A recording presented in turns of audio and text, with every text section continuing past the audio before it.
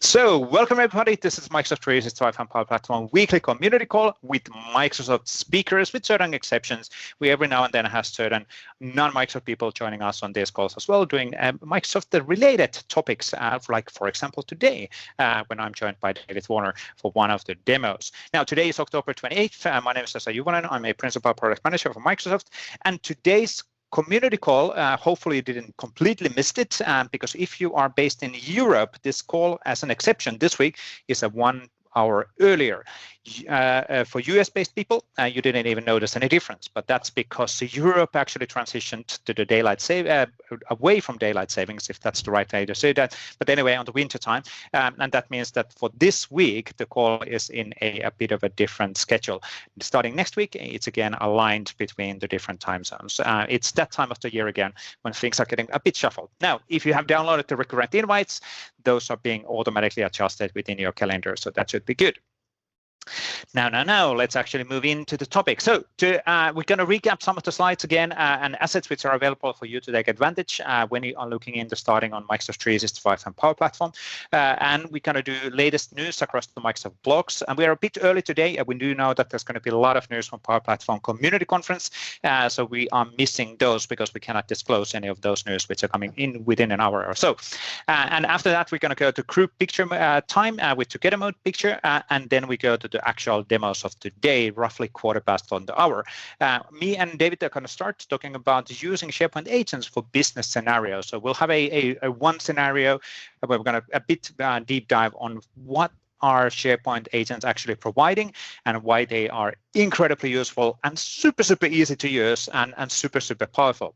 And then we will be followed by Sean and Julie, and they're going to talk about the knowledge agents, specifically content management scenarios for the knowledge agents. And this basically means the knowledge agents is capable of, for example, detecting what kind of metadata or attributes the document should actually have and suggest those, or even apply additional columns in the document library. Really cool demo, awesome capability as well. Looking forward on seeing that within the call.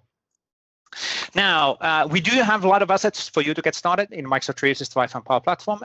We have YouTube channel at the AKMS Community YouTube. You want to subscribe there today, and we are publishing a lot of content there. We are adjusting and testing and doing some experiments on the YouTube. Right now, we are clearly publishing way too many videos in a day, so we kind of reduce that a bit, but trying to figure out the right balance in there. YouTube actually tells us that you are publishing too much content, but we have so much awesome content, so we want to share those to you as well. So it's a bit of a balance on finding the right model to publish. We do have a linking page and group for discussions and updates, and we have a lot of open source assets and samples for you to take advantage. Now, finding the samples in GitHub, yeah, that works, but it might be a bit difficult to find the relevant sample for you. That's why we have AKMS Community Samples Gallery, which is the easiest way to find the relevant sample for you across Power Platform, prompts, SPFX solution, Microsoft Teams, bots, and whatever you're looking for. You can actually go to that one centralized location and find it for you. A lot of URLs to remember and different assets. AKMS Community Home is the one URL where you find all of these different things, or community.ms. Now, we do have a lot of community calls, so we are adjusting this a bit. If you have been there here in the past, we do have the Tuesday 8 a.m. Pacific call, which is this call today, where we have Microsoft presenters. So basically having updates on the Microsoft and Microsoft 365 and Power Platform across the Copilot Studio, Copilot, and Microsoft 365 agents and SharePoint and Microsoft Teams and so on. 8 a.m. Tuesdays from Microsoft side. Now, on 7 a.m. on Thursdays, we have Microsoft 365 and Power Platform community-focused call, where the demos are presented by the community speakers. And this is where you can actually sign up for doing a demo if you're interested on doing those kind of things with us. On top of this series, the weekly series, Series Cs. What is the plural? Anyway, we have the Power Platform monthly and Office Add-ins monthly community calls. Power Platform monthly community call once a month. month, community-driven demos, Office add-ins community call once a month, and Microsoft-provided demos, focusing really on the Office add-in side of the house. AKMS community calls is the URLs to download all of the invites. We actually do show a lot of other community calls from that particular location. So if you're kind of interested, what kind of calls Microsoft actually is organizing? AKMS community calls, and you will see all of those calls from one centralized location, from Dynamics calls to Champions calls and all of that. And we always publish the agenda at community meetup service at AKMS community meetup URL. Now, as mentioned, for a lot of those calls, we do welcome community presenters, and I'm just realizing that, oh, those logos are outdated. We should actually have a look on that. But AKMS community request demo is the form to fill in, and we will get you scheduled on the next free slot, which is suitable for your topic. And we do have a lot of community people currently signing up, but don't worry about it. We will get you on the schedule, and we'll send you reminders when you are sitting closer to the community call where you are a demo presenter. But definitely welcome. If you're an MVP, if you are already a Microsoft MVP, want to get renewed, great way of actually getting those renew points. If you are not an MVP, you want to get an MVP, it's a great way to get those MVP points as well. And you can always look into, if you're looking into, don't feel comfortable actually doing this yet, but you want to have kind of a test it out, we can even give you a buddy, a community presenter buddy who can help you to actually get ready for the community calls. We'll help you on this journey to get better as a better presenter. Already mentioned AKMS community samples, more than 2,500 samples from Microsoft and community in a one centralized location. So rather than you being forced to go through all of the GitHub repos, and there's a lot of them, you can go to one centralized portal and you find all of the samples from Microsoft and community easily with their search queries and filtering on a product and all of that stuff. Really, really cool service for sure. Now, as you find the sample, you might be wondering, oh, how do I now start using that? Or maybe you have a sample and you would like to contribute that. That's why we have Sharing is Caring initiative, and directly from LA, almost from Hollywood, we have David Juvonen explaining what is Sharing is Caring. David, what is it? Yes, thank you, Vesa. I've actually petitioned my city to change the name to David Wood, but they said no. So what are you going to do? But friends, Sharing is Caring is here. It is providing hands-on guidance. And what does that mean? It means we join live Teams calls. We just had one a couple weeks ago. If you've never contributed and you're confused and intimidated by that GitHub and all those hub of gits, git of hubs, all the confusing names like pull request and blame and fork and raw, we will demystify it and we'll make it easy. We do it live together, hands-on in a call, and it's a safe space, which means we do not record the session, so you're free to ask any and all questions that you would like. So we collaborate. It's a wonderful time. We're getting set up for November, so keep an eye out at ak.ms/sharingiscaring. And oh, by the way, when you do join and you follow along and complete the pull request, it's a contribution, which is important because that aligns with our recognition program, and you will be awarded for that with Credly badges. In fact, our community was labeled best in class by Credly because of all the work that you're doing. We're nearing the end of October, so that means Hacktoberfest is rounding out, but it's still time to finish up the superhero season and Hacktoberfest, and of course that back to the community and 1.21 gigabit contributor will be around for the rest of the year. So we encourage you, ak.ms/community/recognition. Need you to opt in just once. We'll track all the work you're doing, absolutely free, no cost. Get involved. We'd love to recognize you and reward you. Vesa, back to you in the Finland studios. Excellent. Thank you. LA, Helsinki taking over. Now, quick recap on all of the new events which are happening all around the world. So Seattle, Atlanta, already done for TechCon 365 at techcon365.com. You will find more details on these. Dallas happening in November 3rd to 7th. That is, by the way, next week in Dallas. You don't want to miss that out, especially if you're a local, and there's going to be awesome presenters anyway on that one. So you might want to fly over if you're interested. And Atlanta is coming on March 16 to 20. 2026, not 2025. That is a typo which I keep on forgetting on fixing. Now, today we also have the Power Platform Community Conference starting up at Las Vegas in NGM. Now, it is 8:10 a.m. in Pacific time, which basically means that you have 50 minutes time to go to the keynote. There's still some time. You can still drop this call. You can still go to the keynote. You can still go to the keynote. You missed. No, but that's happening today, and that's basically there's going to be a lot of great news and capabilities shown within the keynote, and of course throughout the conference as well. A lot of us will be there as well. Now, Ignite, Microsoft Ignite is happening in San Francisco on November 18th to 21st. This is a hybrid event, so you can actually join on most of the sessions, or like 99% of the sessions, also online, and there is no cost for that. I think the in-person experience in San Francisco is already sold out, but I would double check if you're interested in going there as well. And then followed up on early December, we have the European SharePoint conference, where we talk about Microsoft 365 Power Platform as well, AI, and all of the lot of other things as well, like security. Really big topic there. SharePointEurope.com is the location for more details. And then in spring 2026, 5th to 7th of May, Cologne, Germany, and there's going to be the European Collaboration Summit 2026, and they're looking into having more than 3,000 attendees again. This year, we hit the 3,000 attendees max in 2025, so that's going to be a great event for sure.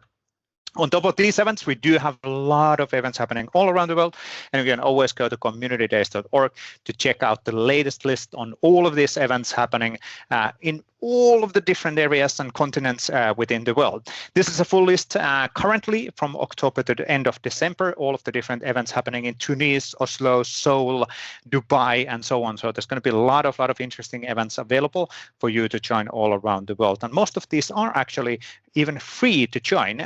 Some of them might have a small cost associated to them, and some of them might be even hybrid options. So, but please go to communitydays.org to check out the latest on that. Now, this week, we don't have a massive amount of news from Microsoft. The biggest news probably is the Teams mode for Microsoft 365 Copilot. And what it means is that you can actually take the Microsoft Teams Copilot agents or Copilot with you for a discussion with other people directly within Microsoft Teams. It's a really cool feature.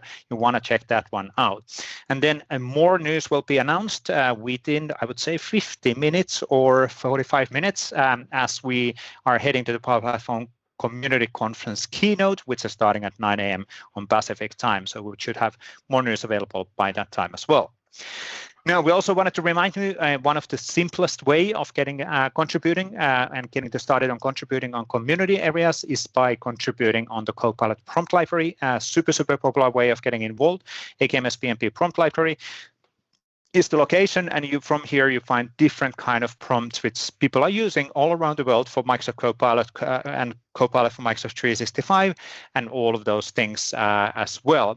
And we always acknowledge the prompt of the week, and this week it is actually a really cool prompt. I did test this one because it's a really good example of how the Copilot is a bit more than just a text nowadays, and it's evolving in an interesting direction. But congratulations, Christian Venhus, who actually contributed this prompt of the week. And this is basically a word cloud generator. And what it means is that it's demonstrating how you can use the Copilot to generate pictures, like in this case, the word cloud, in a format, and then you can provide the actual text which should be put in the word cloud. So dolorem ipsum doring The key point here is that we're basically saying, please create downloadable image on the word cloud using Python's word cloud package. And now what it actually generated based on that is a real picture which is downloadable, and it did the word cloud analytics on what was the most common word, what was not the common word, and all of that. Great way of actually kind of using advanced capabilities in the Copilot as well. Now, I think then it's time to go to the together mode picture, and we are right on the schedule on this one. So let's move the cameras on. Let me enable the together mode picture. We do have 50 seats in the room, and I will flip the scene because it's so boring, this white one. So I will need to do something else in here. Where's the scenes nowadays? The scenes are in here, assign scenes. Hey, David, you're right next to me. Hey, no, I don't want to assign seats. I want to assign scene. There we go. Almost the same thing. English is interesting. I can see Sean there already. There's a niche is there. There's a lot of familiar faces. We do have 50 seats in the room. So let's wait a few more seconds before we start recording. I should actually start the Camtasia here. We are hitting 220 attendees in the call, which is actually a great number because there is a big conference happening in Las Vegas as well. And we are a bit earlier this week than typically for Europe. Let's see, one more people, and we have a Mexican style spider in the room as well. That's really cool. I guess it's time to start recording. Let me put the recording on. 3, 2, 1. Let's do some hand waving, everybody. Thank you for joining on the community. Awesome to have you on a call. Thank you. Great to see familiar faces. And David, hey, we are in the back row. So Excellent. Thank you, everybody, for joining. My request. I put a strongly worded message. Yes, exactly. You did let them know that we want to be in the back row. So that's all good. Thank you for that. And we'll put it in social media after the call. So really, really cool. And we also always create the thumbnail for the recording using these tools as well. But let me go back in the calendar mode there. And let me hide my camera there. And then we're going to go to the demos of today. Now, like said already in the agenda, we're going to start with by me and David. I'm going to talk a bit about SharePoint agents and really focusing on how can they streamline your business scenarios in day-to-day world. And then Sean Squires and Julie Sedo are going to take the ball after that and moving into and talking about the introduction on knowledge agents and specifically on content management side. But let's actually start with the SharePoint agent topic. Now, we've been doing a series on this one, but this time we want to talk about using SharePoint agents for business scenarios. And what this means is that we're going to walk through a bit about recapping what is the SharePoint agents, but then let's have a real business scenario, how the SharePoint agents can be used on the day-to-day life to make your life easier, your business life, your work life easier, because they are so easy and so fast to use versus all of the additional complexity which you might have when you think about the AI and agents, because SharePoint agents, snap of a finger, and you are good to go. And we're going to see all of this today as well as part of the explanation. Now, really just recapping the baseline on SharePoint agents, we all know that AI transforms how we scale, share, and act on our most crucial asset, which is the knowledge. And especially in Microsoft 365 world, the knowledge is always in SharePoint. If you upload a file in Teams, it is actually SharePoint. If you do a lot of other assets or cross the things, assets and resources, they're typically always stored in SharePoint. So the knowledge and information are already in the SharePoint. And the cool thing about SharePoint is that the SharePoint agent is by far the easiest way to create your custom agents in the Microsoft 365 ecosystem, because actually we give you even the starting point of these agents for every single site, but then you can create custom agents, for example, just by adding files to a specific folder in SharePoint, and then you create an agent out of it. You're able to share that agent with your colleague. You are able to have a discussion with that agent in Microsoft Teams. You're able to adjust the agent behavior directly within the SharePoint as well. So it's a super streamlined, super easy to do. Rather than taking the files outside of SharePoint and Microsoft 365, for example, to Azure AI Foundry for analytics and all of that stuff, no, you don't have to do that. For most of the scenarios, the baseline question is, I have files, I have documents, can I have an agent against these files? And answer is 2 clicks and you're good to go. Well, technically 1, but anyway, it's even simpler than that. Now, if you think about the scenarios, what we support in Microsoft 365 on creating custom agents, we do have a spectrum of different options. So we do have the SharePoint agents, which really represent the most simplistic way of creating an agent, because again, you can create those with a click of a button. Technically, 1 click is enough because you will get an agent directly from a folder or a document library with that 1 click. Of course, typically you will adjust that behavior a bit on top of that. Now, we also have the Copilot Studio Lite, which is really easy and guided way of creating agents as well. But you will need to go to the Copilot Studio, or you are in Copilot site, and then you need to associate the different SharePoint sites and sources where that information is coming from. So it's a bit of a different, but not that complex either. And then the Copilot Studio is really the full-fledged, flexible, advanced scenarios, but it's a low-code or a click-through scenarios. It kind of overlaps a bit on the pro-code side as well, but we're trying to kind of simplify the storytelling here. And then we have the Visual Studio storytelling, the agent toolkit, Azure Foundry, which is really the pro-code way of creating agents for Microsoft 365 Copilot. And through those agents on through to applications, so you can always access those agents in a multiple different location. Now that I'm saying this out loud, once again, I'm realizing that there are old icons within the slide and I need to get them updated. So I need to really remember to do that. Now, as part of this agent story, we don't want to kind of mix SharePoint custom agents with the knowledge agents. So knowledge agents is something which we actually also provide for you by default for every single SharePoint site. And we're going to talk about this one today within the community call in another demo, a bit more detailed, but knowledge agents is there as well. Now, it's a different thing than the custom agent. Knowledge agents is there to help you contextually to improve your site and information based on where you are within the site. So it provides a different capabilities, for example, for SharePoint pages than it provides for a SharePoint document libraries. But that's always there, and every single site has the knowledge agent. Now, on top of this, we're able to then actually create the SharePoint custom agents, which can be created by selecting the files, selecting the folders, and then by saying, hey, I want to create a custom agent, and you are good to go. But easiest way to understand how the custom agents actually work within the business and the day-to-day world is probably taking a business scenario. So let's actually do that. And let me transition to audio to David. And David's going to walk through a bit of a normal day-to-day use case for SharePoint agents. And then we're going to have a look on today a bit more detailed on knowledge agents as well. But that's after the custom agent scenario. But David, what do you have? Awesome. Thank you, Vesa. Yeah, friends. So as Vesa mentioned, we're going to focus on some business use cases with SharePoint agents today. And so let's take a look at the company that's going to focus on this for us. So we've developed Contoso Catering, where they fuse fine dining with flawless execution, where Michelin meets machine learning. Who knew that car tires could be so yummy, right? Michelin. Yeah, see what I did? Okay. All right. Let's meet some of the key employees from Contoso Catering. We today are going to focus on Executive Emily and Salesman Sam. So we see stuck in the middle here is me, developer David. I have to make all these people happy, right? So Executive Emily is going to have some requests, and it's going to involve Salesman Sam because in some cases there's overlapping use cases inside of an organization that is driven by necessity for different information shared for different people. What do I mean? Well, let's take a look at the use case. So I'm just sitting at my desk one day and, hey, I'm getting a phone call. Hello? Oh, hey, Emily, how you doing? Okay, what can I help you with?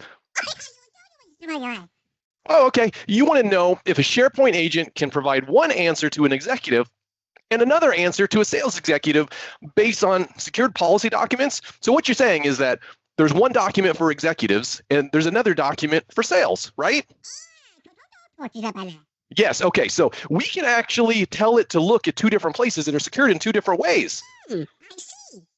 I know, pretty amazing, isn't it? So if you want to secure this for Sam, no problem. It's the same question, different truth. Really, it's just role-based reality, right? So in typical Contoso Catering fashion, it's travel policy served a la permissions, fresh, tailored, and on brand, right? So it's going to be awesome. So let's take a look at what that looks like. Okay, so let's start here at the Contoso Catering website. This is the home site. This is where all of our documents are stored for the organization. And just to show, we're currently logged in as Emily. Now, Emily is an executive, so she has access to all the executive documents, the travel policy, etc. So we can see that here when we go to site contents. We can see that she does have access. There's executive right there. She also has access to policies and procedures. This is where the travel policy for executives live. This is where the travel policy for the rest of the organization lives that everyone has access to. And we'll look at that for Sam here in a moment. So just to show the information, here's our executive leadership travel policy. So we understand the context. We've got business class or higher is standard for all flights. Great. First class is permitted for any exceeding 4 hours or international travel. Okay, cool. But the sales travel policy here for the rest of the organization, that's a little different. That includes economy standard, and then seat upgrades for first class require sales leadership, but premium class extra legroom is available for those exceeding 2.5 hours. So that's the information we're looking for it to provide in terms of the agent. We want to ensure that it only provides the right information to the right people. Now, just to confirm that we're seeing things accurately, I'm going to come over to Sam's account. So this is a different browser. We're coming over into Sam's browser profile. We see Sam there. When I look at site contents, we see there's no executive, right? So he does have access to policies and procedures. Great. We're able to access that sales travel policy. We see that right there, sales travel policy, right? So that's great. And he can access that, but he can't access the executive stuff, right? So now theoretically, once we create the agent for Emily, then it's going to include references to both of those because we want one single agent. And we want the agent to be smart enough to know to only provide content to those people that are asking who have the proper access. So will it know? Absolutely. Let's go in and start creating our agent. So first thing is it gives us the default agent. We could certainly use that, but we want to create an agent. Now, we could simply click open agent and away we go. And the source is going to use the entire site. But we want to keep it a little bit more simplistic. We want to have a little more focus so it's more aligned with travel information. So we're going to say Contoso Travel, we'll call it that. And we're going to change the logo here. No problem. We'll give it a little bit of character. And then for the description, we're going to just simply say helps employees quickly understand travel policies based on their role and access. So that takes care of the overview.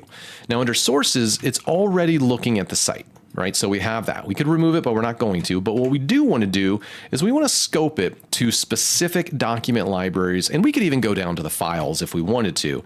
But going ahead and setting it to specific libraries is sufficient enough. So I'm going to come in here, and since I'm setting this up as Emily, I have access to executive, and I have access to policies and procedures. So we're going to select both of those items and simply select the button. So now we see those are both listed there. Perfect.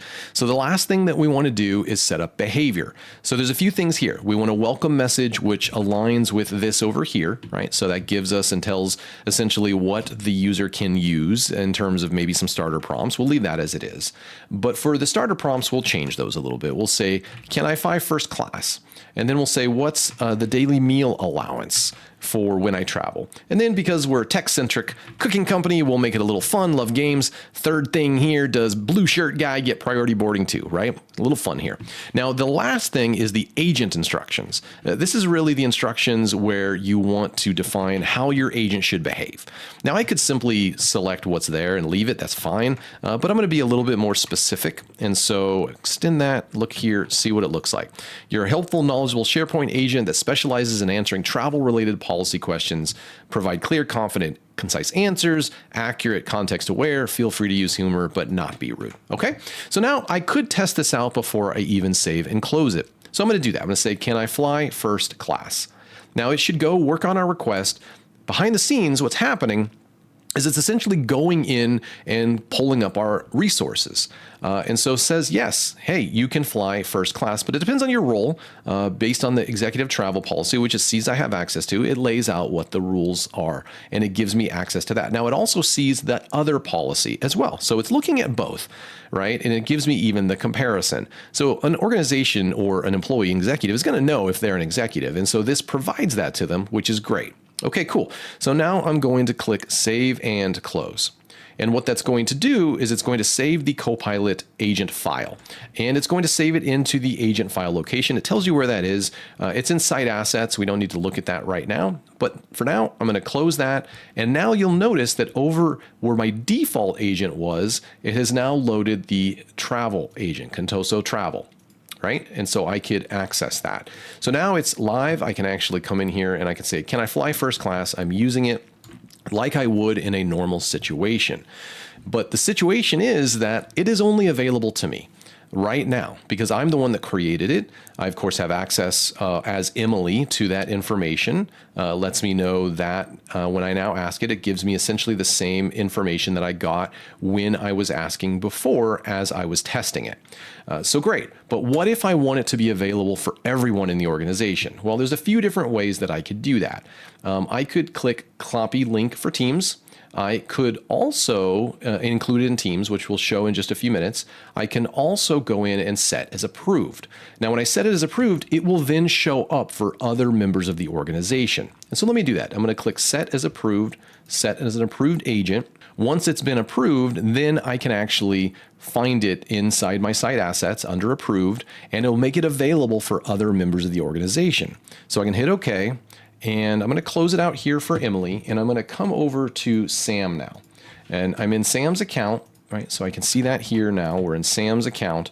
And I'm just going to now load my SharePoint agents. Because this is asynchronous, I don't even have to refresh the site. I can see now Contoso Travel is showing up. Cool. Okay, so I'm going to go over to that. And now Sam is going to ask, can I fly first class? Now, what's going to happen is I'm going to run this. And what it should do is it should go in and it should essentially ask what is available to Sam. And so behind the scenes, it's going in and saying, okay, well, this agent has access to a few different document libraries, one of which is secured for the executives. But it's going to know that it cannot give him that information because he doesn't have access. There's no security access. So what it's done is it's now trimmed down to just what he can get access to. And we see it's referencing the sales policy, but it's not referencing the executive policy. And that's really super cool because now it doesn't really matter what your situation is if you've set it up. If you set up your document libraries to have proper security and you associate all those document libraries to the agent is not going to break the rules. It's not going to say, well, when that was set up with this particular, when this agent was set up, it was set up by a person that's got access to these. So now everyone has access to these. Nope. It absolutely limits that. And that's super cool.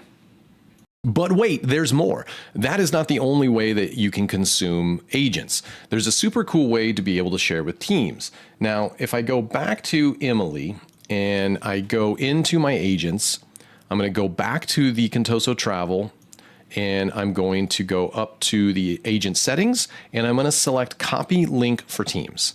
So now what this allows me to do is I'm able to paste this link into a Teams group chat and add the agent. So then we can actually ask it questions there and then.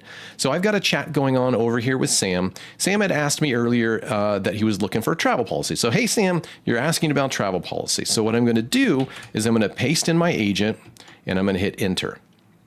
And now what should happen is the agent starts getting added to the chat and I approve that. So now I come down here and I say, okay, yep, add this agent to the chat. Super cool. And once it's been added to the chat, I can actually speak to it and reference it just like it's any other person within the chat, which is cool. And it even says, hey, ask a question to get started with one of these prompts. Those are the ones that we gave, right? So now I can come in and I can say, at Contoso Travel shows up here. Great, no problem. And I can say, can I fly first class? Now there's a thing that I'm doing here. I'm asking this as Emily, right? I am currently logged in as Emily. We see that right up here. And so what's it going to do? It has access. I, Emily, have access to the executive document library. So I'm going to let it do its thing. It's going to go off and it's going to start making a request to that agent. And the agent's going to go out and it's going to find that I'm asking for information from a secured location that Sam does not have access to. And what we're going to do is see that it should prompt me to provide approval for Sam to be able to access that information. Now, maybe times where they don't need access to information, but it's not absolutely dangerous for them to have access to that. So we see here it's saying, Emily, Contoso Catering, please review my response before I share the chat. Some people in this chat don't have access to the sources I searched through. All right, so I'm going to select view response, and it's going to tell me essentially, this is what you're trying to share. All right, well, maybe I don't want to do that, right? I could certainly hit send, and if I do, then it would share that information just fine. But if I don't, I'm going to hit don't send. Now I'm going to go back and it's going to say, Emily reviewed my response to the request made and suggested I don't share it at this time. So that's fine. The information didn't get shared. There was no leakage of security data. So I'm going to try it again. And I'm going to say, Contoso Travel, can Sam fly first class? So now I'm asking it again. And what'll happen is it'll actually do the same thing, because I'm kind of verbose. I could be referencing Sam Jackson or some other Sam, Yosemite Sam. And so it doesn't necessarily know who Sam is in this context. Even though I'm in the chat with him, it doesn't actually know who it is. So it's going to ask the exact same thing, right? So there we go, waiting for a response, view response. And so now I'm going to hit don't send. But what can happen is Sam can ask the question. So if I go back to Sam's account and I go on over to chat here, we can see that chat's been going on with Emily, right? So that's all good. So now Sam, who I'm logged in as right now, right? Sam is going to ask, Contoso Travel, can I fly first class? Now, what's going to happen is it's going to work successfully. It's not going to provide that prompt response for approval simply because at this point, Sam does not have access to anything secured that Emily doesn't. So it understands that Emily has a higher level of privilege and access to files that Sam doesn't. But in this case, what Sam does have access to simply is the sales travel policy. And we see that working right here. So super cool, still trims it even though it may be within the scope of a chat. And if someone has access to something that another person does not, it handles that and it makes the request for approval to be approved, just like we saw in the case of Emily. So you can learn a lot more about SharePoint agents. We've got the blog, explainer video, click-through demo video, intrazone podcast, and frequently asked questions. So all these links will be available in the YouTube description for those. And I do encourage you to go try it. SharePoint agents are super easy to use. I promise you they do work. Just a bad demo god experience today. I tested this 5 times. It worked every single time. But for whatever reason this morning, I don't know, maybe it's things are shaking up with the Power Platform Conference and them turning stuff on. Vesa, what do you think? Or it could be that you're using exactly the same name again, and there's some sort of a level of a caching, and then it doesn't realize that it's a new agent, and then, you know. No, actually, I use different names for that exact reason. Okay. It was like Test Agent 1, Test Agent 2. Yes, exactly. Now, one thing to call out, the FAQ link on the previous slide, and that is a really, really good set of questions, or FAQ, frequently asked questions, including licensing, how to interact, what are the options, and just to call this out, we had a discussion on the chat on this one. Using the SharePoint agents requires either of the two things. You have either a Microsoft 365 Copilot license, or you have enabled pay-as-you-go service for your SharePoint agents within your tenant, and that can be done by the tenant administrator from the tenant admin UX. But I guess that's it now. Thank you, David, for this one, and let's actually move on within the agenda. And the next in agenda, we have Sean Squires and Julie, and they're going to talk about a bit of an overlapping thing, but a bit more detailed on the default agent, which is actually created or available in every single site, which is the knowledge agent. And then we're going to focus on the content management side of the house. Thank you, Sean, on realizing that you're sharing the wrong screen. Oh, were you going to share for me, Vesa? I'm sorry. No worries. No. Take your time. Let's get the screen shared again, and then we'll figure it out. Audio is good, though. So here we go. Perfect. So that is all we good. Everybody seeing the slide? We can see the slides. Audio is good. Take it away. Awesome. Good morning, everyone. Thanks, Vesa. Thanks, David. Happy to be here with you all this morning to talk about the knowledge agent in SharePoint with a special focus on content organization and management skills. So a little context here. The knowledge agent is, as we say here, an intelligent content curator. It's not a specific feature. It's really a feature enabler. The idea here is to really take advantage of all the SharePoint content management capabilities with the use of an agent to assist you in the configuration and the management and the use of that content. And really, that's where a lot of the capabilities that we've been building into the knowledge agent, and we're really just getting started, really shine. And it's, as we say here, it's about driving business process at scale. For those of you on the call who are actively using and configuring SharePoint for yourselves or your customers, you know how powerful it is once you get it set up right, and you actually have your content organized in a way where it can be actionable and discoverable. And so it really is around driving, workflow process, governance, policy, and even search. And then the other aspect of it is, obviously we put all this content in SharePoint, we use it, we want to make sure that it's not only discoverable, but also the right information is available when you need it. And so really keeping your intranet and your content up to date is very important. And that's where the knowledge agent can assist you in providing that proactive monitoring, and even in the future, even starting to make suggestions about how to further optimize and take advantage of its capabilities to improve your business process.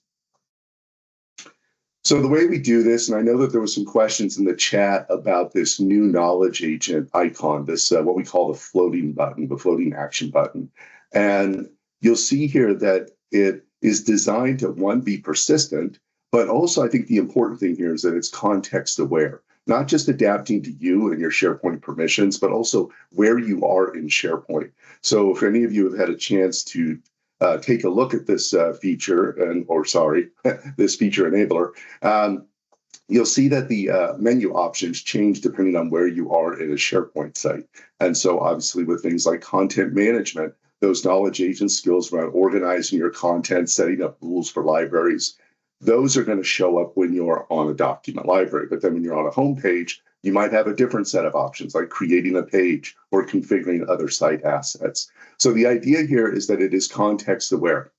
So to questions about customizing it, certainly feedback that we've heard from you guys and others, and we are looking into ways to ensure that it can be properly branded, and there's other things that you can do, but we want to make sure that we're preserving its primary intention of being a contextually aware driver for these agentic features. The other thing we have talked about, and maybe if you've seen some of the public collateral when we announced the feature last month, is really targeting specific user roles. And for those of you who work in SharePoint, you know that there are different personas that features and capabilities are targeted. So things like the site manager, the admins, the content creators, the consumers. Who we're focusing on today with content management is the content manager, the person who's actually configuring the site or the rules or the process around the management of content and document libraries. But I just want to call out that while we're going to focus on some of these specific skills that are available in the Knowledge Agent public preview today, there are 15 skills currently, and boy, this number is going to grow, guys. We're working on a lot of stuff that we'll share more. Sorry about that. That we'll share more as we at Ignite and as we move forward. But you'll see that there are a number of skills that apply to these different user roles. So with content management, this organized files in a library, really this is around evolving some of the content management capabilities that we've been, frankly, not in SharePoint, but also we've been evolving through models and now agentic AI through syntax and previous capabilities to really just take advantage of the large language model capabilities that are available for Copilot. So in things like with the library, when you're organizing the content, the way that this agent works is it can look at your content and then actually start suggesting not just prompts to extract or generate information from your content, but even suggesting the very columns that you might want to use to organize this information. And then with a chat interface, you can interact with the agent to have it make adjustments, create columns. You can go and edit those prompts, and even do things with eventually with site columns and content types. So I'll demo all this in a minute, but just to kind of give you an overview of what this capability is. So this is the organize library skill. But we can also do other things like create views and automate workflows. And so you can also use the agent to set up rules based on that metadata. So if a certain condition is met, it'll trigger some action, and also set up views to optimize the display of that captured metadata. And then one thing I just want to call out that we have also recently announced, and we'll be talking more about this fall, is really making Copilot smarter by taking advantage of this metadata. There's no point in making metadata if you or nobody uses it. And so we want to make sure that that metadata is not only there to drive the workflow process and things like that, but also that Copilot is aware of it and can use it when your users are querying that content and actually providing smarter, more filtered results. And better, including that metadata in the experience and the results. And so it makes it more actionable and allows you to do more powerful things when querying that content. And you'll see here that, today Copilot, well, until recently, was just looking at the information that was available in the file content. And so if you have that metadata can be used, but also if you have metadata that's about the document, so metadata that's not even included in the document, that is available. And also that metadata the system can understand it semantically, and I'll show you an example of that in just a minute. We'll come back to this one. Let's jump to demo. I want to show you for real what some of this stuff looks like. So if I'm in a library, and this should look pretty familiar, it's a basic library with just some documents in it. And you'll see here in the floating action button here, that because I'm in the library specific skills are available to me. And so let's start with to organize this library first. And you'll see that what it's doing here is I've got like sort of a preview canvas. It's taking like the first 20 files, and it's going to look at these and it's making suggestions for columns that you can use as to extract metadata, but it's also processing them. It's running through these files, the first 20, and it's extracting the information that's available. You'll also see here in this chat preview that what it's doing is it's giving me a summary of what those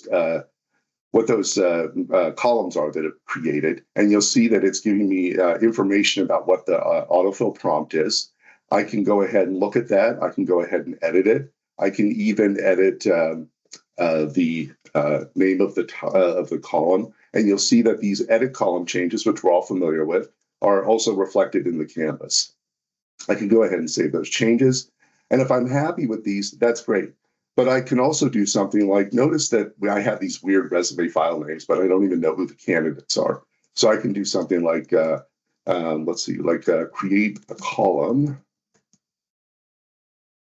for, can't type and talk at the same time, candidate name. And so now I'm giving the agent a specific request. And you'll see that what it's doing is it interprets that intent and says, oh, sounds like you want a column for the candidate names. It goes ahead and generates that and then extracts that information. Okay. The other thing that I can do is I can also interact with this. You saw that there were other skills in the fab the floating button that allowed you to go and set up specifically rules and views, because obviously you might want to interact with the agent after the library has been configured. You don't need to go and create columns every session. And so we do give you targeted skill options, but you can also do that in the same session here. So I could have something like here, you'll see that I've got professional certifications. So I could say something like, show me the candidates with more than 3 professional certifications. There we go. Can I spell? All right, let's try that.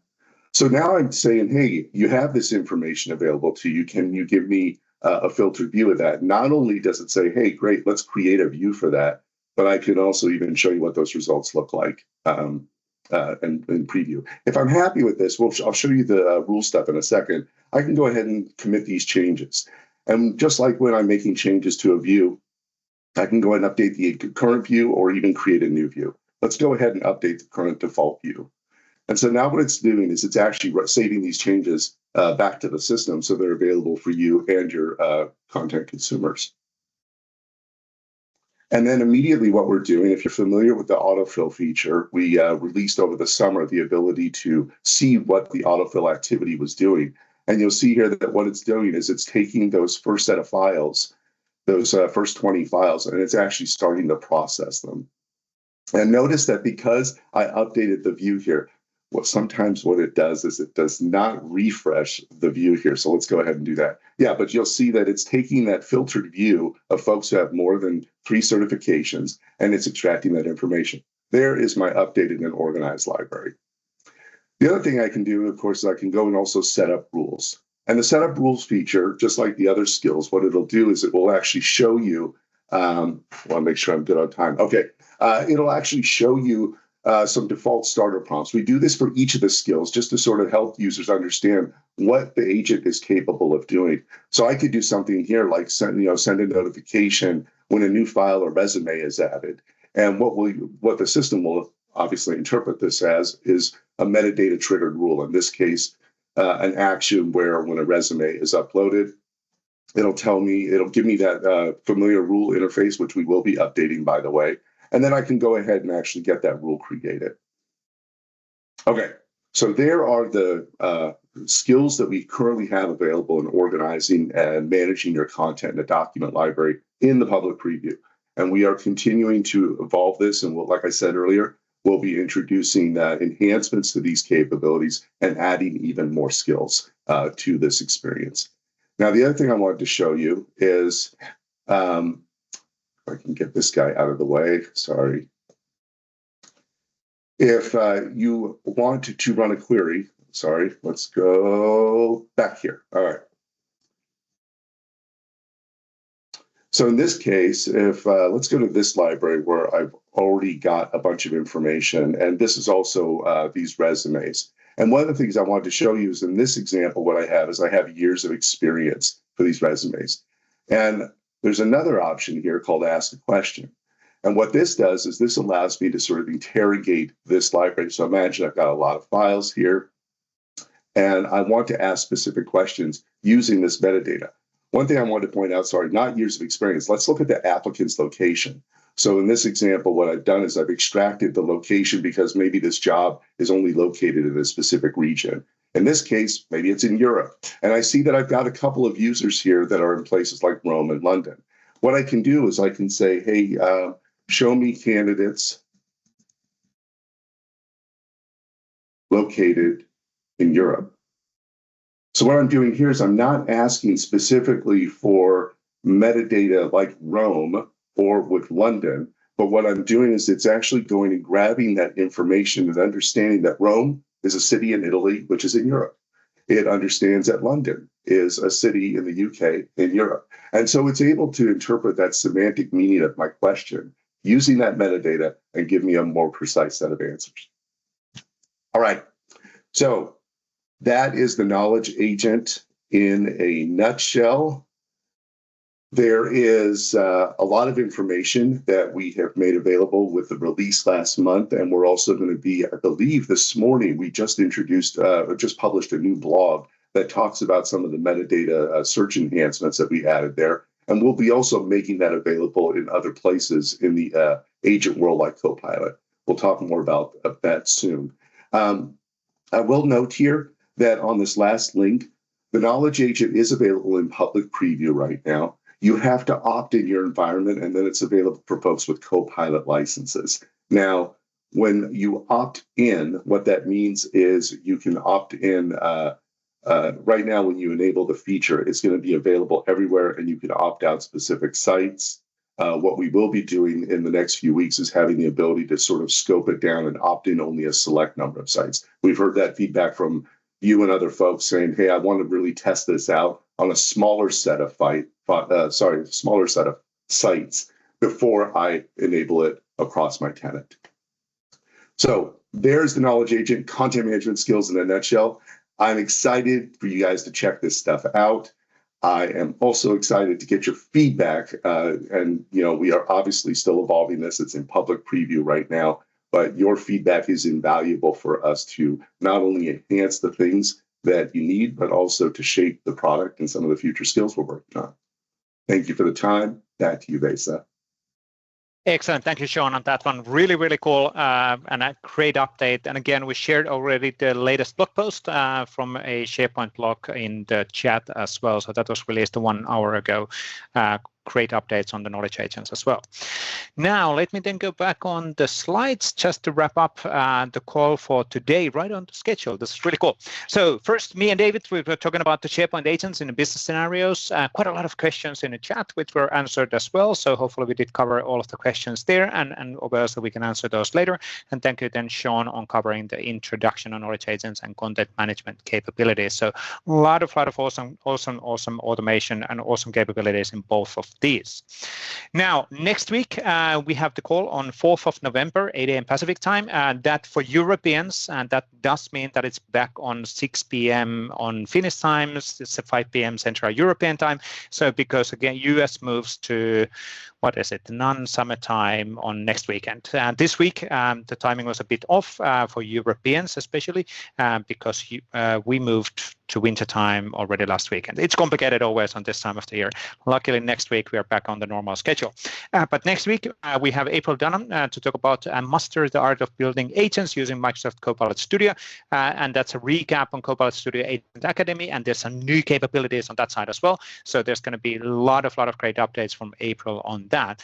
And then Derek Cash-Peterson, not a Microsoft person, but since we work closely with Derek on this one, there has been changes on the Microsoft 365 Learning Pathways, which is now resubmit as a independent solution, open for community contribution. So if you are looking into staying easily up to date on what's happening in Microsoft 365, have learning videos and portals and approachable content within your tenant, that is the solution, and it's evolving really, really fast, cool capabilities there as well. So Derek is going to cover that one on next Tuesday.